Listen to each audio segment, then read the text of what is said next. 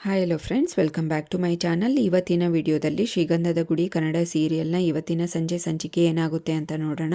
ಸಂಚಿಕೆ 144 ಇದು. ಹಿಂದಿನ ಸಂಚಿಕೆಯಲ್ಲಿ ನೀವೆಲ್ಲರೂ ನೋಡೇ ಇರ್ತೀರ, ಇವರಿಬ್ಬರು ಫ್ಯಾಮಿಲಿ ಮಧ್ಯೆ ಜಗಳ ನಡೀತಾ ಇರುತ್ತೆ. ಜಟಾಪಟಿ ಹಂಗೆ ಕಂಟಿನ್ಯೂ ಆಗ್ತಾನೇ ಇರುತ್ತೆ. ಅದೇ ಸಿಚುವೇಶನ್ನು, ಅದೇ ಜಗಳನ ಇವತ್ತು ಈ ಎಪಿಸೋಡಲ್ಲೂ ಕಂಟಿನ್ಯೂ ಮಾಡ್ತಾರೆ. ಚಂದನನ ಮುಂದೆ ಇವರು ಸೋಲ್ಲೇಬೇಕಾಗುತ್ತೆ, ಅಷ್ಟು ಪಾಯಿಂಟ್ ಹಿಡಿತಾ ಇರ್ತಾಳೆ. ನೀವು ಮಾಡ್ತಾ ಇರೋ ತಪ್ಪು ಅಂತ ಅಂದಾಗ ಇವರೆಲ್ಲರೂ ಅವಳ ಮಗಳನ್ನ ಬೈಕೊಂಡು ಇನ್ನು ಆ ಮಗುನ ಎತ್ಕೊಂಡು ಹೋಗ್ತಾರೆ. ಆಯ್ತು ಅತ್ತೆ, ನಾನು ಮಾತಾಡ್ತೀನಿ ಅಂತ ಹೇಳಿ ಇವಳು ಅಷ್ಟೇ ದಿವ್ಯ ಮಾತಾಡ್ತಾ ಇರ್ತಾಳೆ. ಅವ್ರ ಅತ್ತೆ ಬೈದು ಬಾ ಅಂತ ಸಾಕು ಅಂತ ಕರ್ಕೊಂಡು ಹೋಗ್ಬಿಡ್ತಾಳೆ. ನೆಕ್ಸ್ಟು ಈ ಸಂಚಿಕೆಯಲ್ಲಿ ಇನ್ನೇನು ಸೀನ್ ನಡೆಯುತ್ತೆ ಅಂತ ನೋಡ್ಕೊಂಡು ಬರೋಣ ಬನ್ನಿ. ಇನ್ನು ನೆಕ್ಸ್ಟು ಎಲ್ಲರೂ ಅವ್ರವ್ರ ಪಾಡಿಗೆ ಅವ್ರವರು ರೆಸಾರ್ಟ್ಗೆ ಆ ಕಡೆ ಈ ಕಡೆ ಎಲ್ಲರೂ ಹೊರಟೋಗ್ತಾರೆ. ಈ ಕಡೆ ಕಂಠಿ, ಮಹಿ ಮತ್ತು ಮುತ್ತುರಾಜು ಕೂತ್ಕೊಂಡು ಮಾತಾಡ್ತಾ ಇರ್ತಾರೆ ಬೇಜಾರಲ್ಲಿ. ಅಷ್ಟೊತ್ತಿಗೆ ಹರಿನೂ ಬರ್ತಾನೆ, ಬಂದು ಕೂತ್ಕೋತಾನೆ. ಎಲ್ಲೋ ಚಂದನ ಇಲ್ಲೇ ಕರ್ಕೊಂಬರ್ಬೋದಿತ್ತಲ್ಲ, ಅವಳ ಮನಸ್ಸಿಗೆ ತುಂಬ ಬೇಜಾರಾಗಿದೆ, ಒಬ್ಬಳನ್ನ ಯಾಕೆ ರೂಮಲ್ಲಿ ಬಿಟ್ಟು ಬಂದೆ ಅಂತ ಕೇಳ್ತಾನೆ. ಇರಲಿ ಬಿಡೋಣ, ಸರಿ ಹೋಗ್ತಾರೆ ಅಂತ ಹೇಳ್ತಾನೆ. ಮತ್ತು ನಾನೇನು ಇಲ್ಲಿ ಕರ್ಕೊಂಬಂದಿರೋದು ಇದಕ್ಕೆ, ಅವರಿಗೆ ಯಾವ ಪ್ರೀತಿ ಮತ್ತು ಏನು ಸಿಗ್ತಾನೆ ಇಲ್ಲ, ಅವರಿಗೆ ಬೇಜಾರಾಗದೆ ಇನ್ನೇನಿರುತ್ತೆ. ಇವರು ತವ್ರ ಮನೆಯವ್ರದ್ದು ಎಲ್ಲ ಚಿಂತೆನೂ ಅವರು ಮರ್ತೋಗ್ಬೇಕು, ಆ ಥರ ನೋಡ್ಕೋಬೇಕು ತಾನೇ. ನಾವು ಆ ಥರ ನೋಡಿಕೊಂಡ್ರೆ ತಾನೇ ಅಣ್ಣ ಅವರು ತವ್ರ ಮನೆಯದೆಲ್ಲ ಮರ್ತೋಗ್ತಾರೆ. ಇನ್ನು ನಾವು ಇಲ್ಲಿಂದ ಇವತ್ತೇ ಹೋಗ್ಬಿಟ್ರೆ ಅವ್ರದ್ದು ಅದೆಲ್ಲ ನೆನಪು ಅವರಿಗೆ ಬರ್ತಾನೇ ಇರುತ್ತೆ. ಆ ನೆನಪು ಬರಬಾರ್ದು ಅಂದರೆ ಇಲ್ಲೇ ಅದೆಲ್ಲ ಸರಿ ಹೋಗಬೇಕು. ಅವರಿಗೆ ನಮ್ಮದೆಲ್ಲರದು ಪ್ರೀತಿ ಹೆಂಗೆ ಸಿಗುತ್ತೋ ಹಾಗೆ ನಾನು ಇಷ್ಟಪಡ್ತಾ ಇದ್ದೀನಲ್ಲ, ನನ್ನ ಪ್ರೀತಿನೂ ಸಿಗ್ಬೇಕು ತಾನೇ. ಆವಾಗಲೇ ಅವರೆಲ್ಲದು ಮರೆತು ನಮ್ಮ ಫ್ಯಾಮಿಲಿಗೆ ಅಡ್ಜಸ್ಟ್ ಆಗಿ ಅವರು ಒಂದು ಸೊಸೆ ಅಂತ ಬಾಳೋದು ತಾನೇ ಅಂತ ಹೇಳ್ತಾನೆ. ನಾನು ಅವ್ರ ಜೊತೆಗೆ ಇರೋದಕ್ಕೆ ನನ್ನ ಸಮಸ್ಯೆನೇ ನೀವು ಯಾವತ್ತೂ ಅರ್ಥನೇ ಮಾಡ್ಕೊಳ್ಳಿಲ್ಲ, ಅವರು ಇದ್ರಿಗೆ ನನ್ನನ್ನು ಬೈತಾನೇ ಹೋದ್ರಿ ಅಂತ ಹೇಳ್ತಾನೆ ಹರಿ.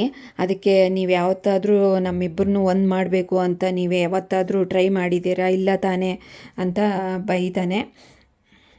ಆಯ್ತಪ್ಪ, ನಾವೆಲ್ಲರೂ ಹೆಲ್ಪ್ ಮಾಡ್ತೀವಿ, ನೀವಿಬ್ಬರು ಒಂದಾಗೋದ್ರಲ್ಲಿ ನಮಗೆ ಸಂತೋಷನೇ ತಾನೇ, ನಾವ್ಯಾಕೆ ಬೇಡ ಅಂತೀವಿ, ಹೇಳು ಏನು ಪ್ಲ್ಯಾನು ಅಂತ ಹೇಳಿದಾಗ ಈ ಥರ ಮಾಡಿ ಅಂತ ಹೇಳ್ತಾ ಇರ್ತಾನೆ. ಇವರೆಲ್ಲರೂ ಸೇರಿ ಈ ಥರ ಅರೇಂಜ್ ಮಾಡ್ತಾರೆ.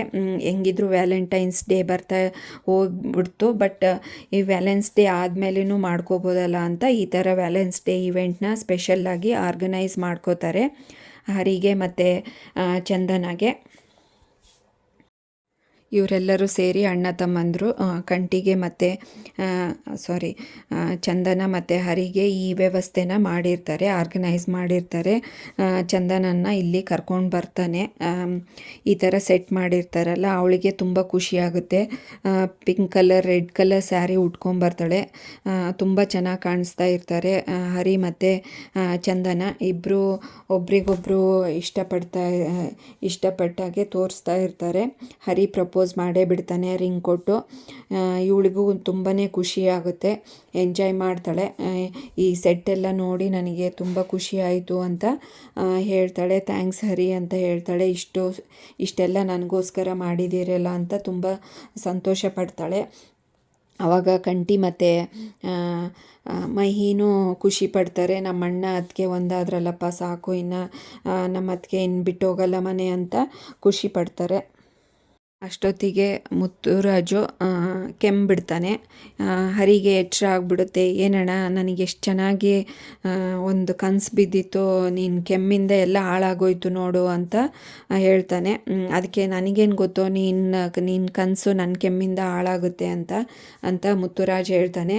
ಹೌದಣ್ಣ, ಏನಾಯಿತು ಅಂತ ಮಹಿ ಕೇಳ್ತಾನೆ. ಇನ್ನೇನಾಯಿತು, ಇನ್ನೇನು ಒಂದಾಗೋದ್ರೊಳಗೆ ಇವನು ಕೆಮ್ಮು ಅಡ್ಡ ಬಂತು ಅಂತ ಹೇಳಿದಾಗ ಹೇಳ್ತಾನೆ, ಆಯ್ತಾಯಿತು, ನಿನಗೆ ಎಲ್ಲ ವ್ಯವಸ್ಥೆ ಮಾಡಿಬಿಡ್ತೀವಿ ಬಿಡು ಅಂತ ಅಣ್ಣ ತಮ್ಮಂದ್ರೆಲ್ಲ ಮಾತಾಡ್ತಾ ಇರ್ತಾರೆ. ದುಡ್ಡು ಹೊಂದಿಸ್ಕೊಂಡು ರಿಸೆಪ್ಷನ್ ಹತ್ರ ಹೋಗ್ತಾರೆ.